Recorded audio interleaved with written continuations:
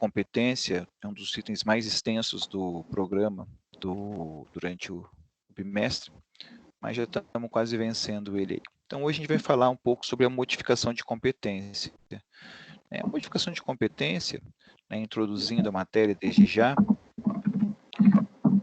ela é uma forma que o Estado tem de regularizar as competências.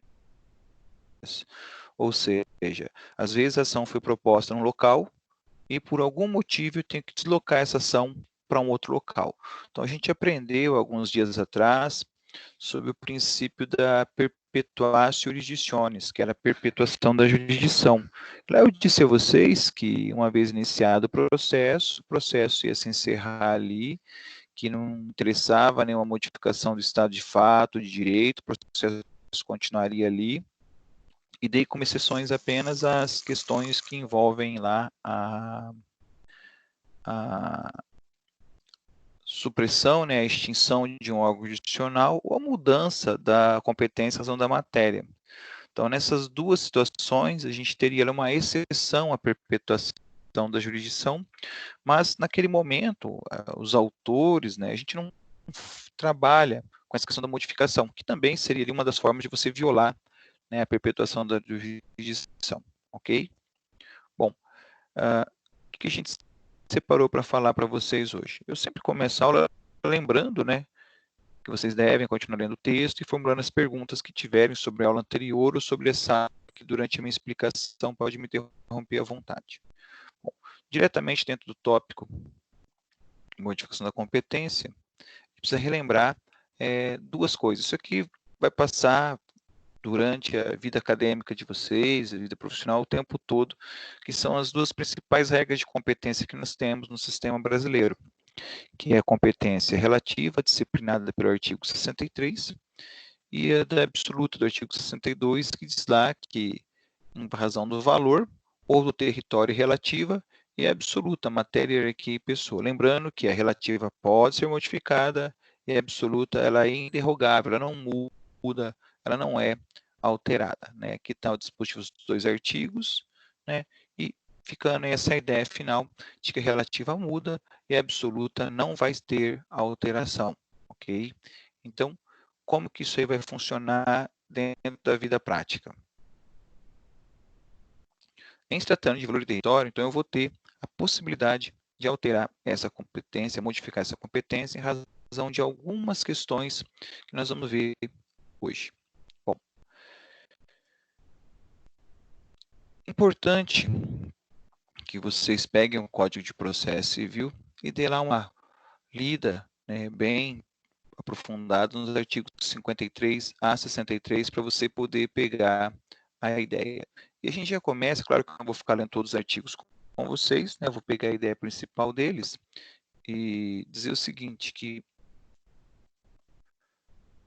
quando a gente fala em modificação de competência, é muito importante lembrar essa palavra, a competência relativa a modificar-se pela conexão, ou pela continência, observando o exposto nessa legislação. A gente começa a falar da conexão, né? O que é uma conexão? Então, trouxe um slidezinho, né, bastante moderninho, o pessoal no computador, com as suas diversas conexões. Mas eu trago algo mais prático, que é aqui, quando você pega ali uma conexão, um tubo de conexão. Né? O que a gente faz nessas redes de informática, o que você faz com essa conexão de um tubo? Ora, é só observar o seguinte, quando a gente fala em um tubo, vamos pegar ele que é mais prático, você tem água entrando por aqui, saindo por aqui, ou por aqui, né? E vice-versa, tanto faz como entra, como sai, para onde vai esse produto.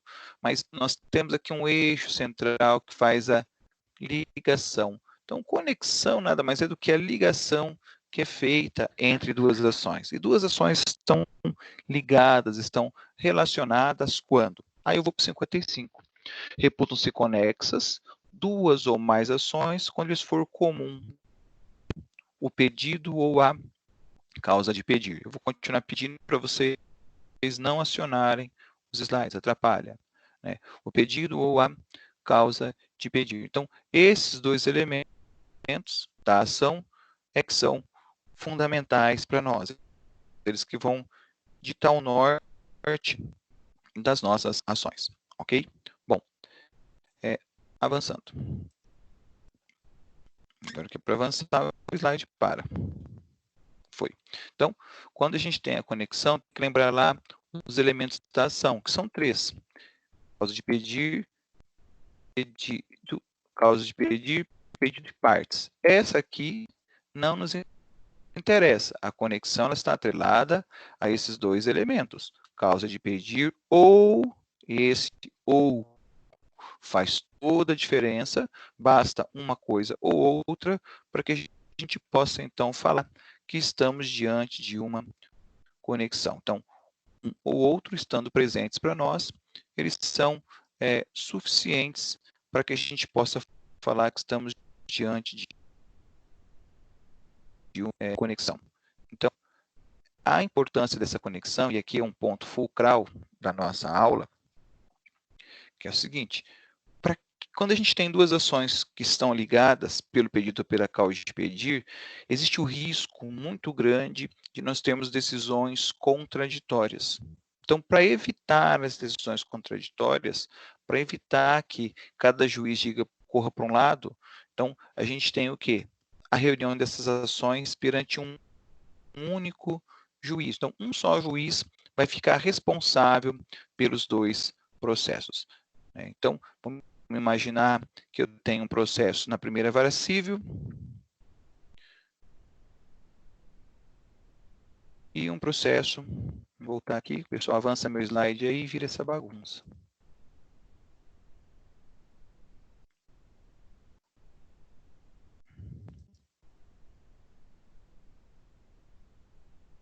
Então, vamos imaginar que a gente tem um processo na primeira vara civil e um outro processo na quinta vara civil. Então, imaginemos que eu tenho lá uma ação de despejo contra um réu e uma ação de cobrança contra os fiadores numa outra, na quinta vara civil. Então, a gente tendo 2 processos tramitando separado, pessoal, isso é muito, digamos assim, isso é possível no brasileiro, 2 processos correndo em justiças diferentes, nós temos o risco de termos decisões contraditórias. Então, para evitarmos que haja essas decisões contraditórias, o sistema tem isso aqui, ó.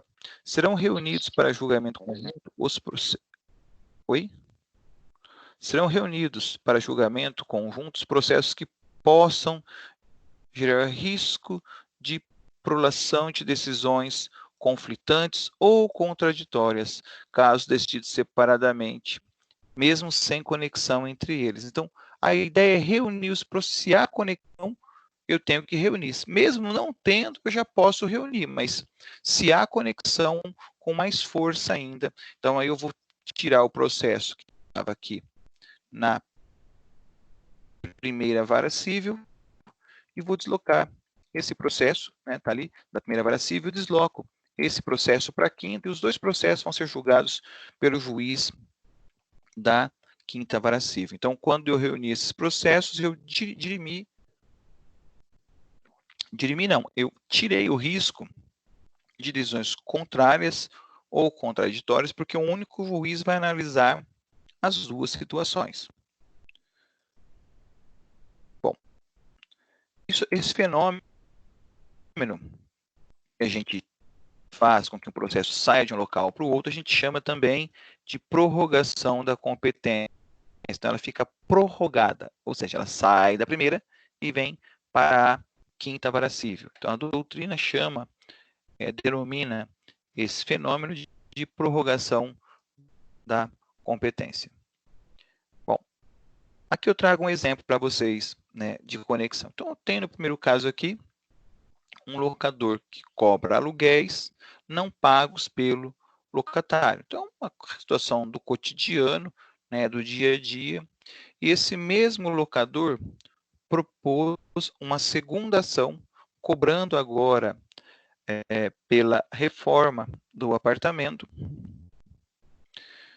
Só que dessa vez ele propõe ação contra o avalista. Então, eu tenho 2 ações.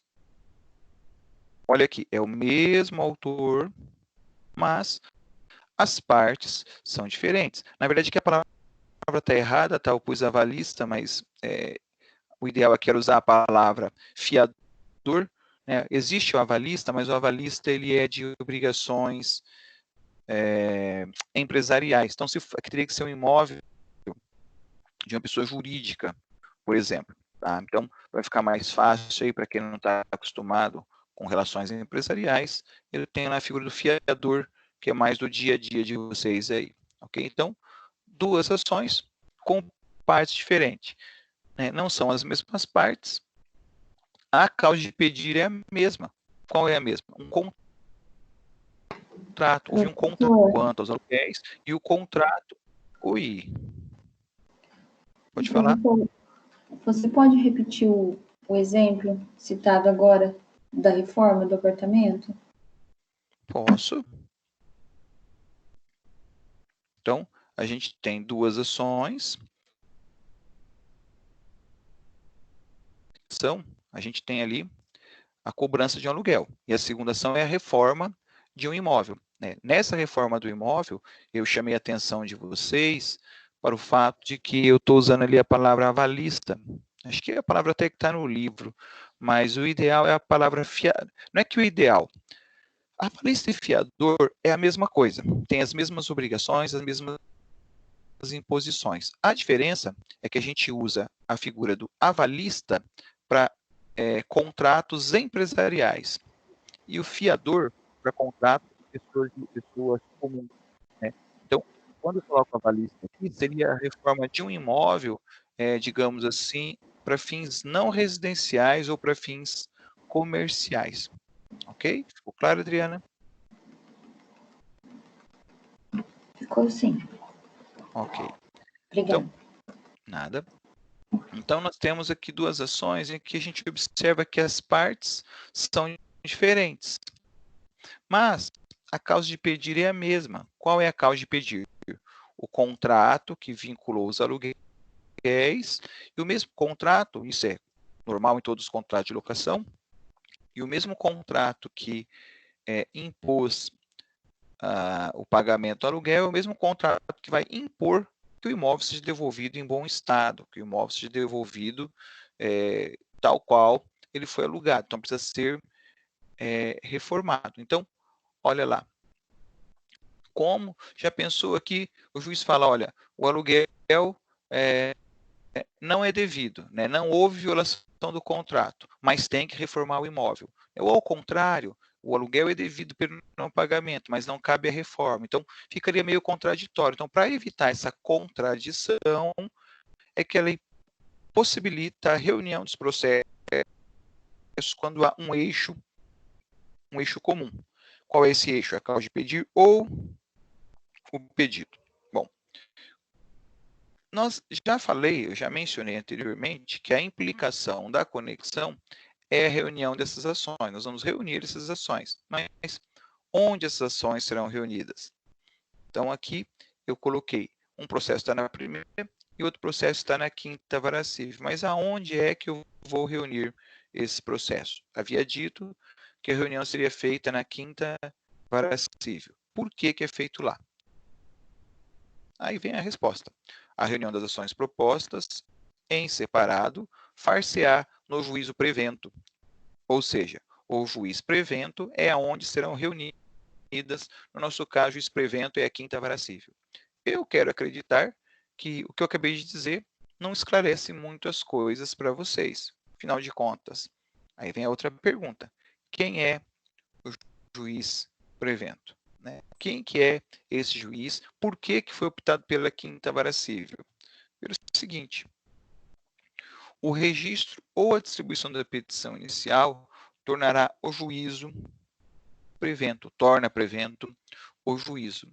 Bom, ainda assim não esclarece muita coisa. Né? Eu prefiro dizer de uma forma mais simplória isso para vocês se lembrarem na hora de estudar, quando forem para um concurso, para uma prova.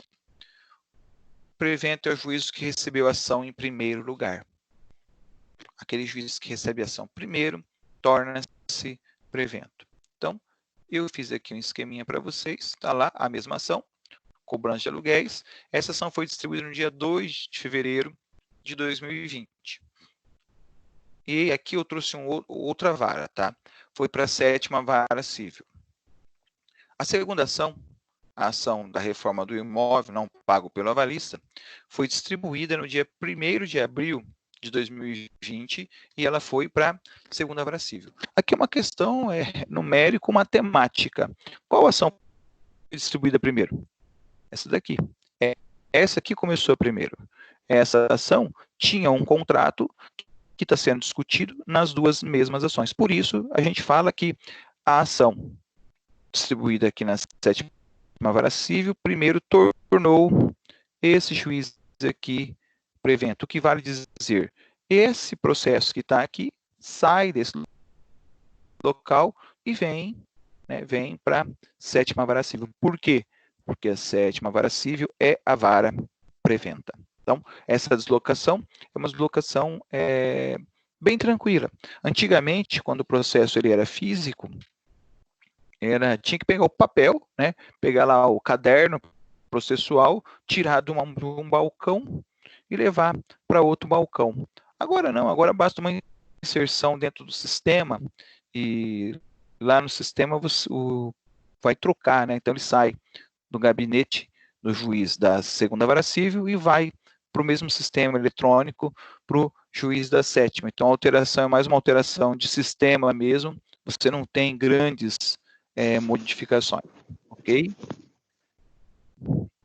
Trago ainda mais para vocês uma outra situação, para deixar bem claro, e quando a gente está falando de conexão, não importa as partes. Então, olha só esse outro exemplo que eu construí aqui para vocês. Vamos lá. Então, temos lá, né, pelo que se vê aí na imagem, um acidente de trânsito que ocorreu entre dois veículos. Então, olha só. O motorista do veículo vermelho era ali o nosso colega Gabriel Silva. Ele, então, ele era o motorista que estava dirigindo o carro e ele reside na comarca de Maringá. Então, Gabriel Silva, o motorista, mora em Maringá. No segundo carro é o Lucas Gomes, que era o motorista, e esse cara mora em São Paulo. Olha só, o acidente foi em Almenara. Pelo que nós estudamos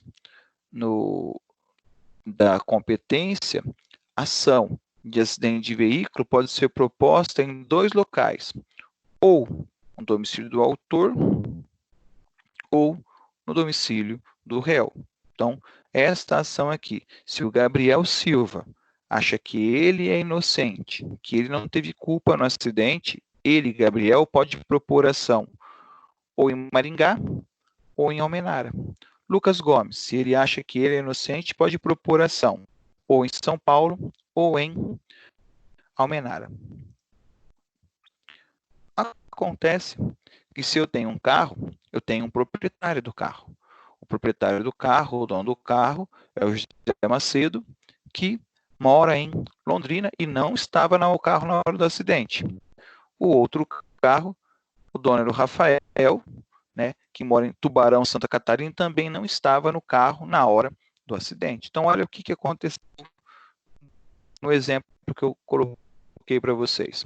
Gabriel Silva, em 20 de fevereiro, entrou com uma ação contra Lucas Gomes, aqui, na comarca de Maringá. Ele poderia fazer isso? Poderia, porque era o seu domicílio. E olha só, então, na primeira ação, Gabriel entrou com uma ação contra o Lucas, que era o motorista. Na segunda ação, o dono do carro, cadê aqui?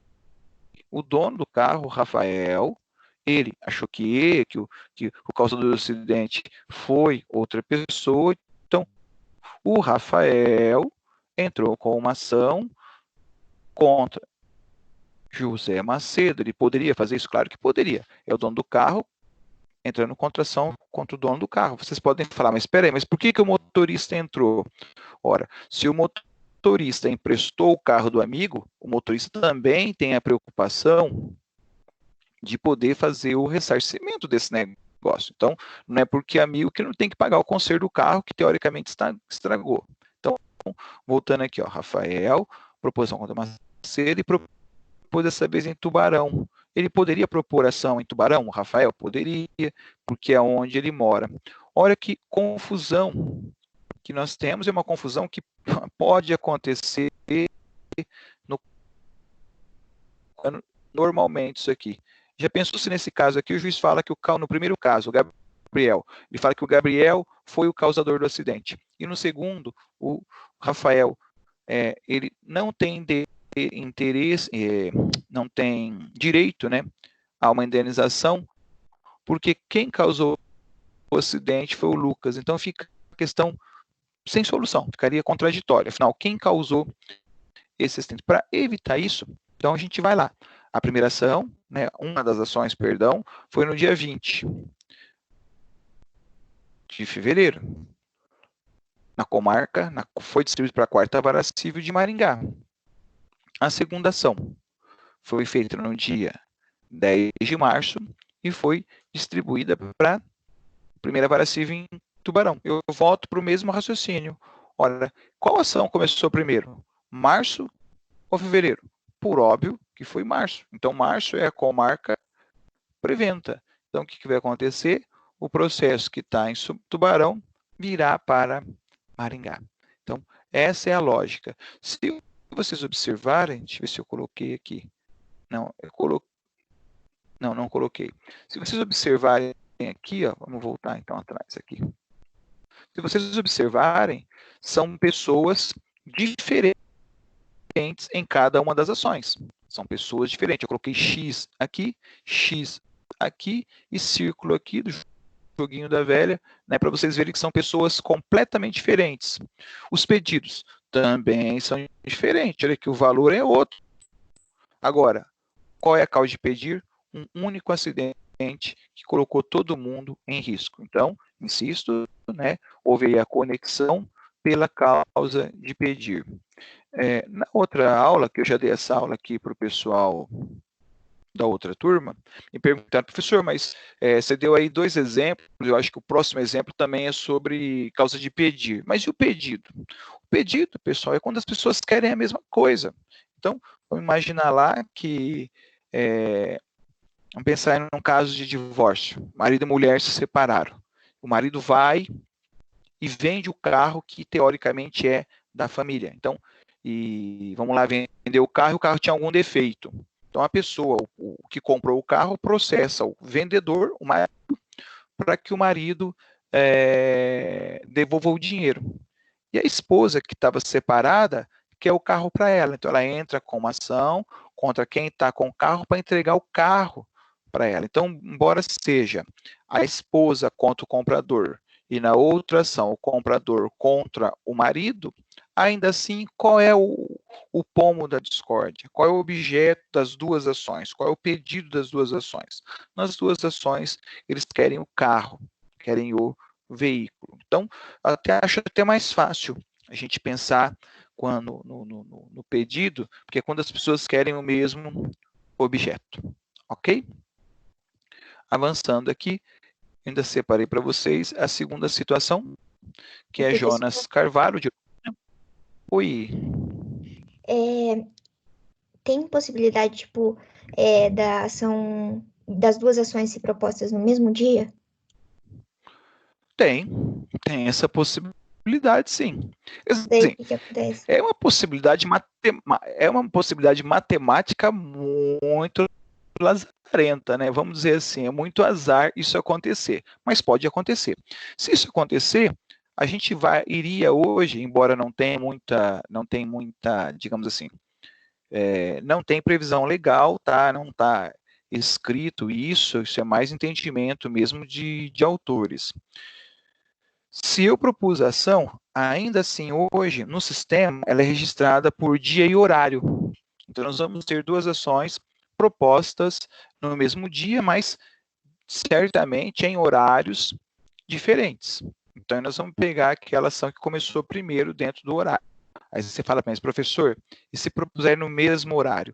Aí, Daniela, já é mais difícil, né? Porque a gente tem hora, minuto e segundo. O sistema registra por hora, minuto e segundo. Seria muito, digamos assim, azar se for proposta as duas, digamos assim, simultaneamente. Eu vou mais longe. E se isso viesse a acontecer?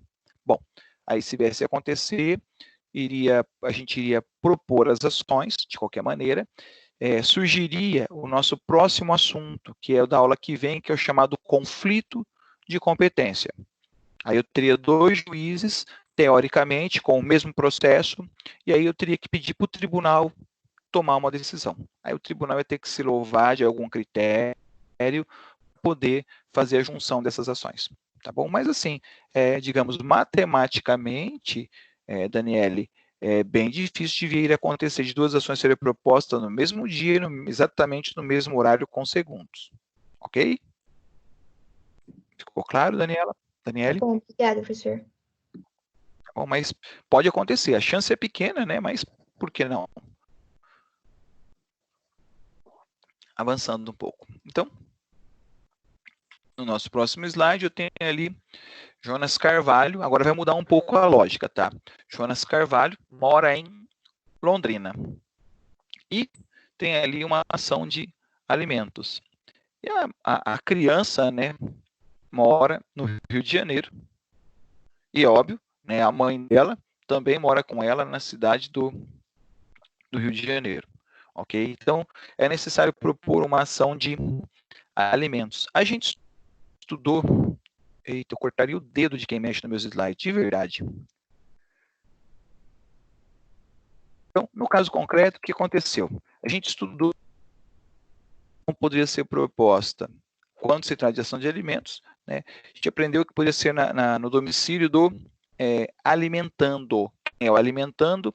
Quem precisa dos alimentos. No caso concreto, eu defini que o nosso alimentando é que a Gabriela. Então, a menininha, né, seria a nossa autora. Ela é a autora do processo. Ah, mas ela é pequena. Não importa. Ela é a autora do processo. E nós aprendemos ainda que... se eu descubro quem mexe esse slide... provável. Nós aprendemos também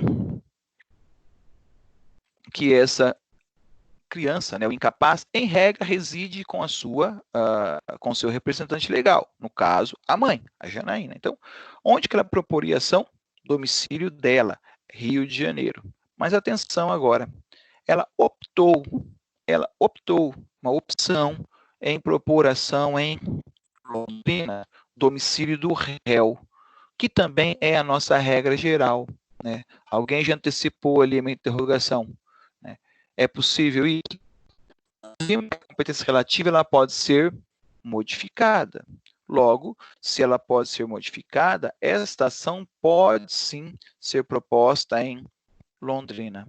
E essa ação irá permanecer na comarca de Londrina. Por quê? A autora abriu mão de um foro especial que ela teria, que seria o domicílio do autor. Ela abriu mão, né? Seria muito mais fácil para ela propor ação no Rio de Janeiro do que ter que se deslocar para uma eventual audiência aqui para o estado do Paraná. Então, nesse caso, nós temos mais uma modificação de competência, ou seja, aquela ação que deveria ter começado no Rio, começou em Londrina. Ora, como começou em Londrina, o que vai acontecer? Esse processo haverá uma prorrogação da competência, ele não vai trocar de local, não vai sair de Londrina. Alguém pode se perguntar, professor, mas o juiz de Londrina não poderia ver isso e falar? Resposta é não. A competência relativa, quem tem que definir e discutir são as partes. O juiz não entra, o juiz não dá pitaco quando se trata de competência relativa. Quando é absoluta, nós vamos aprender, né, que ele tem o dever de fazer isso, mas quando é relativa, não. Quando é relativa, as partes que têm a obrigação de se manifestar. Ok? Um último exemplo, né? A gente aprendeu aqui também que a ação pode ser proposta no foro de eleição. O que é o foro de eleição? O foro de eleição é aquele local que as partes combinam no contrato aonde será proposta a ação. Então, se a gente escolheu o contrato e propusemos em outro local, atenção agora, né? Deixa eu ver se eu coloquei um exemplo, que eu não pus exemplo disso aqui, não coloquei. Então, imaginemos que no contrato, a gente colocou no contrato que a ação teria que ser proposta em Maringá. Isso está lá no contrato, ok? Mas o autor mora em Londrina. O autor, desculpa, o A, vamos colocar o A, mora em Londrina e o B mora em Mandaguaçu. Mandaguaçu. Então, o B quer propor a ação. Aonde que o B deveria propor a ação? Domicílio deveria propor o muro de eleição, que é Maringá. Afinal de contas, fizeram um contrato e estabeleceram daquela forma. Acontece que ele errou. Ao invés de propor em Maringá, ele veio e propôs em Mandaguaçu. Atenção que eu vou dizer agora. O réu, né, que seria o nosso A, ele poderia pedir para o juiz para que tirasse o processo de Mandaguaçu e deslocasse para Maringá. Só que atenção, se ele não fizer esse pedido na contestação, olha o que acontece. Maringá deixa de ser competente, eu tenho a prorrogação de competência para Mandaguaçu. Aquele processo que inicialmente deveria ter sido proposto em Maringá, passou a ser o local certo a ser julgado Mandaguaçu. A mesma coisa aconteceria se eu não tivesse o foro de eleição, onde a ação é proposta normalmente, domicílio do réu. O autor decidiu propor no domicílio dele. Se o réu não falar na contestação, nós vamos ver isso com mais detalhe, se o réu não falar isso na contestação, olha que interessante, Mandaguaçu, que não era local competente, passou a ser local competente. Então, esse fenômeno que a gente chama, quando troca a competência, a gente chama de prorrogação da competência. Ou seja, aquele juiz que inicialmente não era o competente, tornou-se competente porque o réu não se insurgiu contra ele. Então, basicamente, pessoal, era isso que a gente tinha separado para hoje, né, para tratar com vocês, destacando aí essa importância que é a modificação da competência. Ok? Alguma dúvida, um questionamento até aqui? Vem restando aí o silêncio, pessoal.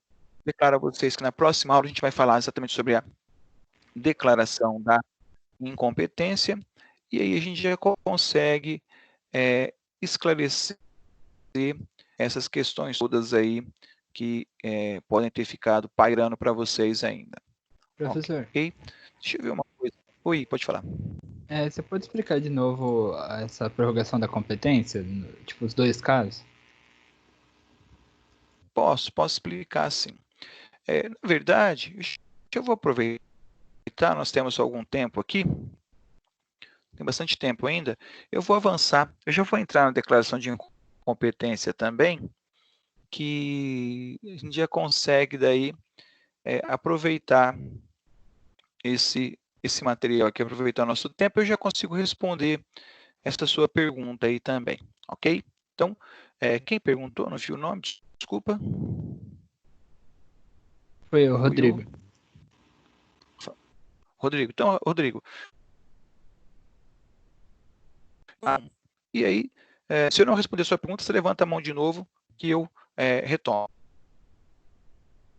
Tá bom? Olha só. É até bom a gente já continuar que embala o assunto. A declaração de incompetência é quando a gente vai discutir exatamente isso aqui, ó. O que é uma competência, galera? O que foi que a gente falou até agora? Competência é o pressuposto de regularidade do processo e da admissibilidade da tutela jurisdicional. Essa frase não é minha, essa frase é lá do nosso Humberto Teodoro Júnior. E ele, mais uma vez, tem gente me ajudando aí nos slides, como sempre, ele coloca lá que a competência ela pode ser relativa ou absoluta. E o primeiro dever do juiz, a primeira obrigação dele, né, é quando paira na mão dele, ele olhar se tem alguma incompetência absoluta. Essa é a obrigação dele. Então, se é uma competência absoluta, ele tem a obrigação de falar de ofício, ele tem a obrigação de dizer espontaneamente que aquela incompetência está errada. Ele tem que falar, olha, não sou eu. Essa ação aqui diz respeito a processo da área de família. Eu sou juiz da área civil. Então, não sou eu quem vou julgar. Então, ele tem a obrigação de falar isso espontaneamente. Pessoal, eu não sei se é falta de neurônio ou surdez. Já falei para não mexer no slide.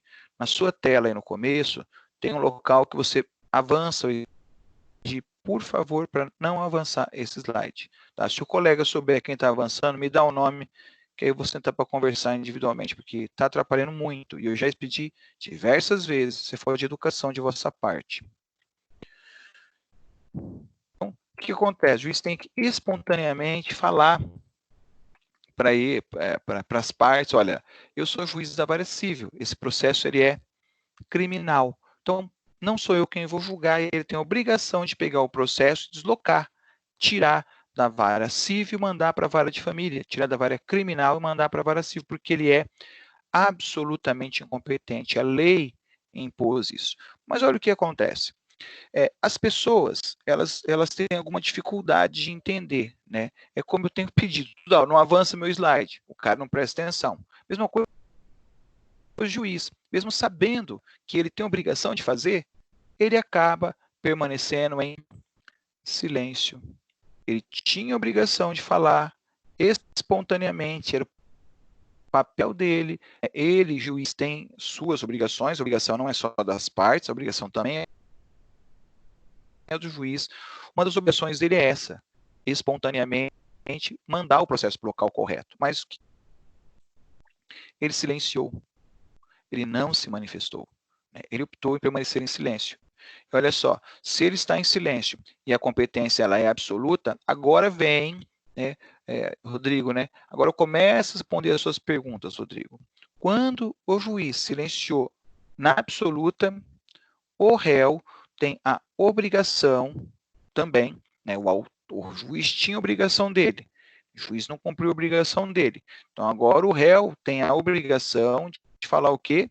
Olha, a competência absoluta ou relativa será alegada como questão preliminar de contestação. Então, ele vai lá na contestação, tá ali, incumbe ao réu alegar, antes de discutir o mérito, alegar a incompetência absoluta ou relativa. As duas ele tem que alegar. Olha só, a incompetência absoluta pode ser alegada em qualquer tempo e grau de jurisdição e deve ser declarada de ofício, ou seja, o juiz tem a obrigação de alegar essa incompetência. Como que isso aí está estruturado? Bom, está estruturado assim. Se o juiz não falou, caberá ao Diogo alegar essa incompetência absoluta. E aí o juiz vai verificar se ele é ou não é competente para julgar. Sempre lembrando que isso tem um contraditório, né? A outra parte também tem que se manifestar, ok? Bom, dito isso, eu começo agora a responder a pergunta que o colega fez, que o Rodrigo fez. Então, olha como funciona. Diego mora em Maringá. Diego foi e fez um contrato com o nosso, com a outra parte, né, que eu denominei aqui de Samuel, e o Samuel mora em Londrina. Então, quando eles fizeram o contrato, em aulas passadas, eu já mostrei para vocês um contrato, né, em que tem foro de eleição, já mostrei esse contrato para vocês, e eles fizeram, então, um foro de eleição e escolheram. Né, e aqui é liberdade, como se trata de território. Território é uma competência relativa. Se é relativa, as partes têm liberdade para estabelecer. Estabeleceram por algum critério, que seria Curitiba. Então, se houver qualquer violação do contrato, o local para discutir a violação do contrato será Curitiba, ok? Então, posto essas regras, olha o que aconteceu. O contrato foi violado, Samuel decidiu propor a ação. A regra, né, como diz lá o nosso amigo Galvão Bueno, a regra é clara. Não sei se é o Galvão que fala que eu não entendo futebol, não, mas não é o Galvão, não, é o árbitro. É o árbitro, mas não interessa. Né? Ele definiu que a regra é clara. Seria Curitiba ou domicílio do réu. É o que a gente aprendeu de competência. Foro de eleição ou, na pior das hipóteses, a regra geral, domicílio do réu. Mas Samuel foi lá e propôs na comarca de Londrina.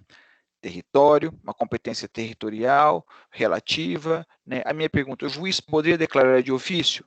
Não. Não é função do juiz declarar de ofício a competência relativa.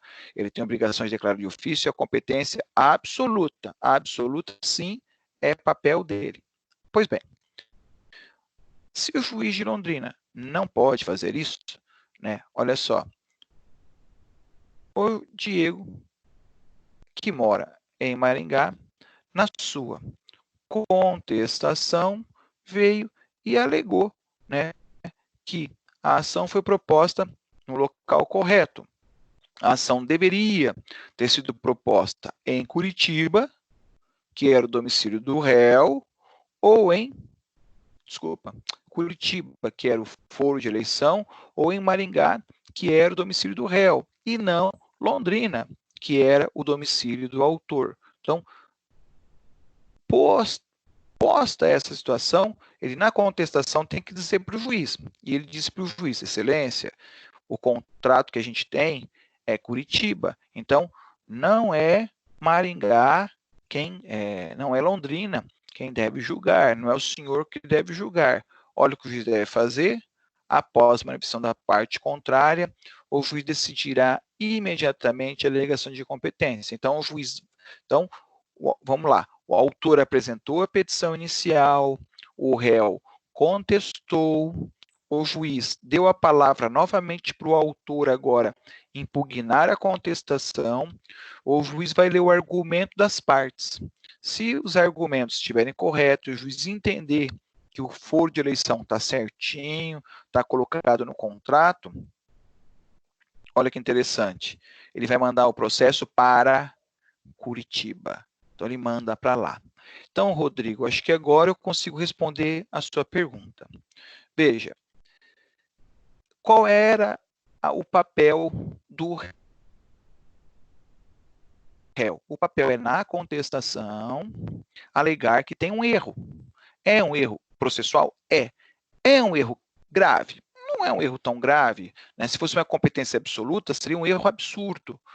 Não é um erro tão grave porque se trata de uma competência territorial, né? Uma competência relativa. A competência relativa não é tão severa, não é tão severo o erro. Então, o réu tem que alegar na contestação.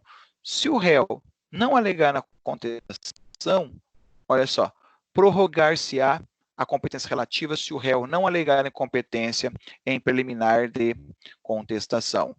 Ou seja, Diogo deveria ter falado isso na contestação. Ele não falou nada, ele ficou quietinho, ele deixou que o processo tramitasse lá em Londrina. Então, olha que interessante, Londrina é que passou a ser o órgão competente para julgar o processo.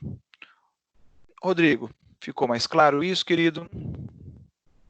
Sim, obrigado, professor.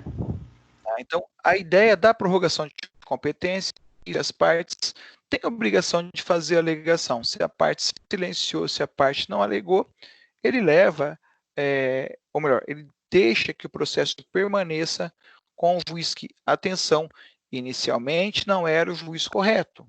Inicialmente seria correto ou Maringá ou Curitiba. Como o réu, e esse é o papel do réu, não fez nada, vai permanecer lá em Londrina. Abrindo um parênteses, pessoal, alguns autores costumam dizer o seguinte, os atores do processo.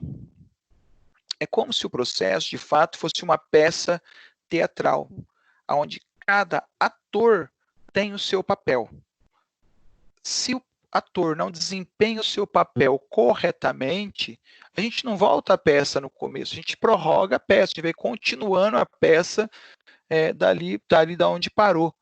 O que a gente chama, no teatro, tal do caco, quando a pessoa fala algo que não deveria ali e a coisa continua. Quando o erro é pequeno, a peça continua. Agora, se o erro for grave, os autores vão ter que refazer, que retomar, senão a conclusão não vai ser adequada.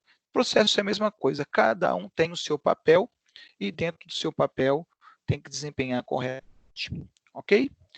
E aproveitando também a pergunta que acho que a Daniela fez para mim, e se fosse distribuído no mesmo dia, eu mencionei daí que existe o tal do conflito de competência. Então, esse é o nosso último assunto da aula de hoje. O que é o conflito de competência? Como o próprio nome fala, conflito, atrito, discussões sobre competência. Eu tenho 3 conflitos. Eu vou começar pelo segundo, pelo do meio aí, por esse aqui, que é o mais corrido.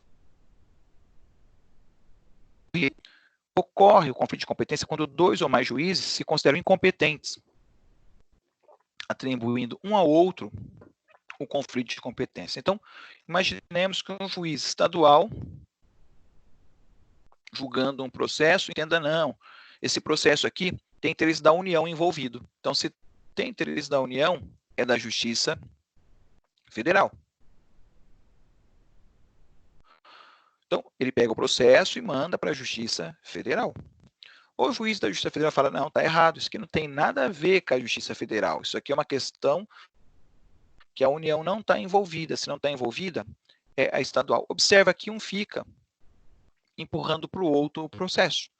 Então, isso a gente chama de conflito de competência. Esse outro caso aqui, os 2 querem julgar. Isso aqui me lembra um episódio lá do ex-ministro Moro, acho que na soltura do Lula. O Lula estava preso, aí o Moro saiu em férias, veio o juiz substituto, se eu não me engano, e determina a libertação do réu.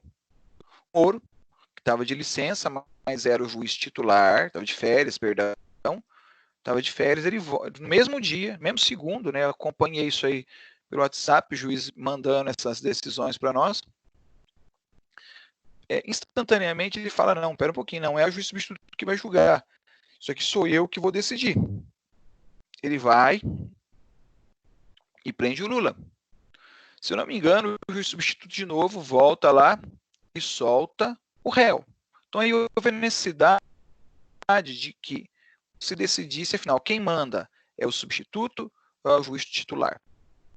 Quem manda é o estadual ou é o federal? Pessoal, quando há o conflito de competência, quem vai decidir, acho que isso é o mais importante da aula, não está no slide, não escrevi isso, eu devia ter escrito, mas o mais importante é o seguinte, quem julga o conflito é o Tribunal Superior aos Juízes.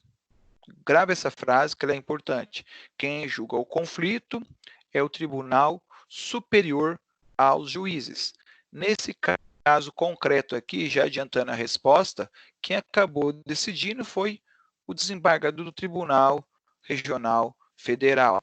Não foi nem o juiz do processo, nem o juiz substituto que prevaleceu. O que prevaleceu foi a palavra do juiz do Tribunal Regional Federal, que coincidiu com esse juiz aqui, mas ia ter que coincidir com um ou com outro. Mas a palavra final era dele. Aqui no caso da estadual e da federal, é um pouco mais complicado, eu vou explicar mais à frente. E aqui, a terceira hipótese é lá a conexão. Então, algum juiz acha que o processo é conexo, vamos reunir. O outro fala, não tem nada de conexão, eu não mando o meu processo para reunião, fica aqui comigo. Então, eles não entram em acerto. Então, haverá o quê? A necessidade de um tribunal superior decidir. Como que é isso? Assim, ó. Eu fiz essa linha no meio para separar para que vocês não confundam uma justiça com a outra. Então, tem de um lado a justiça estadual, né? Eu vou explicar esse exemplo aqui, ó, essa questão aqui da estadual e federal, tá? Então, olha só, eu fiz essa linha no meio para mostrar para vocês que a justiça estadual, ela tem aqui no caso vara civil, vara criminal, né? Quando a briga é dentro da vara estadual, ou seja, um juiz da vara de família e um juiz da vara civil, onde um juiz da civil manda para a vara de família e o da vara de família manda para a civil, então eles não se acertam sobre quem é o competente, surgiu o conflito de competência. Quem desempata? O Tribunal Superior. Qual que é o Tribunal Superior? Tribunal de Justiça. Ok? Beleza? Mesma coisa. Justiça Federal. Eu tenho lá vara civil, eu tenho lá a vara, aqui é um outro exemplo, eu tenho a vara criminal, não vou ter vara de família na Justiça Federal. Houve um conflito, então o juiz entende que é civil, o outro entende que é criminal, eles ficam lá brigando, eles ficam em conflito. Se há um conflito entre eles, quem julga é o Tribunal Superior, no caso, que é o Tribunal Regional Federal, ok? Mas ainda tem aquele problema que eu coloquei. Qual é o problema? Ora, o juiz estadual, ele falou, opa, esse problema envolve a União, juiz federal. O juiz federal falou, não, senhor, a União não tem nada com isso. Então, está instaurado aqui um conflito, ou seja, o federal acha que é estadual e o estadual acha que é federal. Eles ficam ali brigando sobre isso. Coloquei essa linha no meio para mostrar aqui, eles não se comunicam. Então, o juiz federal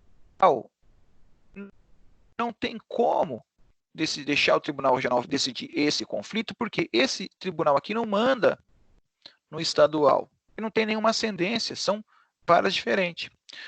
O juiz estadual também não tem como mandar para o Tribunal de Justiça, porque o Tribunal de Justiça não manda na federal. Então, eu vou precisar da mesma regra, de um tribunal superior. Qual é o tribunal superior que está acima da Justiça Federal e da estadual? É o STJ. Então, se há um conflito entre um juiz estadual e um federal, entre um juiz estadual e um juiz do trabalho, entre um juiz militar e um juiz federal, qual está acima deles? É o STJ. Ok? Então, sempre que há um conflito, o tribunal hierarquicamente superior a todo mundo é quem vai resolver. Ok? Mais um exemplo. Lá no STJ, eu também tenho a Câmara Civil e eu também tenho a gente chama de Câmara Criminal. Se houver um conflito entre eles, se uma Câmara manda para outra Câmara, se manda para uma outra Câmara, quem tem que resolver é o Tribunal Superior. Quem é o Tribunal Superior? É o STF. Então, ele é o tribunal que vai resolver esse conflito. Então, lembra lá da pergunta da Daniele, salvo engano? Mas houve a conexão. Se houve a conexão, tem que...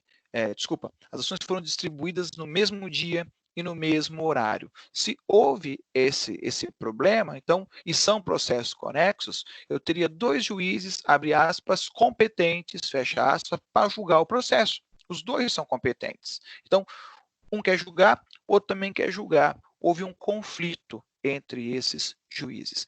Se forem juízes estaduais, o problema entre os dois estaduais, quem desempata é o TJ. Se for um conflito entre dois juízes federais, quem desempata é o TRF.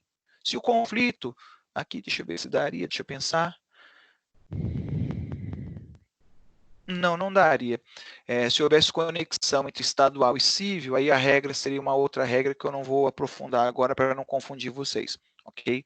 Mas seria uma outra regra, eu vou até dizer a regra, mas não anoto para não atrapalhar a vida, por hora. Seria a Justiça Federal. Nesse caso, a Federal atrai a discussão para ela, mas isso é bem mais complicado de explicar nesse momento, com que seja estudado. Então, grava isso. Se há um conflito entre juízes, quem resolve é o Tribunal Superior, hierarquicamente superior a ambos. Com esse detalhe aqui que faz toda a diferença, né, se são justiça estadual e federal quem vai resolver o conflito é o STJ, porque ele está acima dos dois aqui, onde tem um ponto de encontro. Tá ok? Beleza? Então, basicamente, pessoal, a gente aproveitou hoje e avançamos um pouco aí nesse assunto. Ok? Acho que respondi a pergunta dos colegas. Rodrigo, ficou clara a resposta? Daniele, ficou claro para vocês? Para os demais também, né? Que eles também se manifestaram. Sim, professor. Bom, galera. Obrigada, Obrigado. professor. Obrigado, querido. A ideia é essa, pessoal. Se vocês tiverem dúvidas, fazerem a pergunta e a gente ir respondendo para vocês. Ok? Bom, feito isso, a gente pode ir para o nosso próximo assunto, que não será hoje, né? Senão vocês vão me abandonar aqui, que é sujeitos do processo. Tá bom? Então, as mesmas regras que a gente já combinou, tem lá uma atividade no estúdio para vocês, são lá, acho que 5 questões, que está no Forms, para vocês preencherem aquele formulário lá, rapidinho, não é tão difícil as perguntas que estão lá, e eu peço lá um resuminho também do que a gente trabalhou agora de manhã, para vocês fixarem a matéria, ok? Essas atividades, pessoal, não é para sacanear vocês, é para que vocês revejam um pouco da matéria, né? E eu não vou me cansar nunca de pedir, leiam o texto, né? É fundamental que vocês leiam o livro que a gente separou para vocês aí logo no começo do ano, tá bom? Abro a palavra aí para mais alguma pergunta, alguém queira fazer algum comentário, tirar alguma dúvida. Se não tiver dúvida, pessoal, a gente vai encerrando a nossa aula, tá bom? Professor, vou parar a bom gravação dia. aqui, mas bom dia, pode falar, querida. Professor, então, eu tenho uma dúvida em questão em relação às atividades. Alguém disse que, por exemplo, que perdeu nota por ter respondido alguma coisa errada. Então vocês também vão considerar se a resposta está errada ou não para dar nota?